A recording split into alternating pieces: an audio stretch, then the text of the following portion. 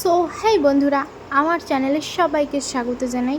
তো আমি এখন রেডি হয়ে গেছি আর হলো তোমাদের দাদা ভাইয়ের সাথে একটু বেরোবো, কারণ আমার একটু এমার্জেন্সি একটা দরকার পড়ে গেছে। সেই জন্য আমাদের দুজনকেই আর কি যেতে হচ্ছে এতটা রাতে। রাত এখন প্রায় 9টা বাজে।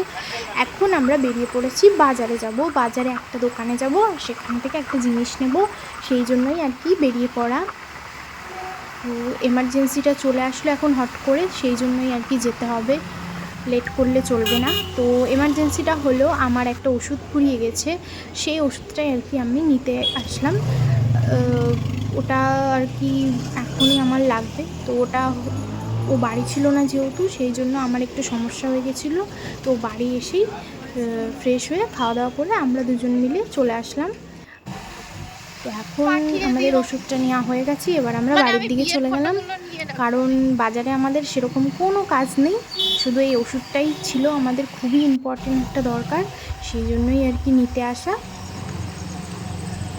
কারণ রাতের ওষুধ তো ওটা ফুরিয়ে গেছিলো, সেইটাই আর কি কারণ। তোমরা তো জানোই আমার শরীরটা ভালো না, আর ওষুধ যদি ঠিক টাইমে না পড়ে তাহলে শরীরটা আরও অসুস্থ হয়ে যাবে আর আমি তাড়াতাড়ি সুস্থও হতে পারবো না। আর তোমরা একটু সব ভগবানের কাছে একটুখানি প্রার্থনা করো যাতে আমি খুব তাড়াতাড়ি সুস্থ হয়ে যাই। আর কিছুই চাইবো না, আমাকে একটু ভালোবাসা দিও, আর কিচ্ছু চাই।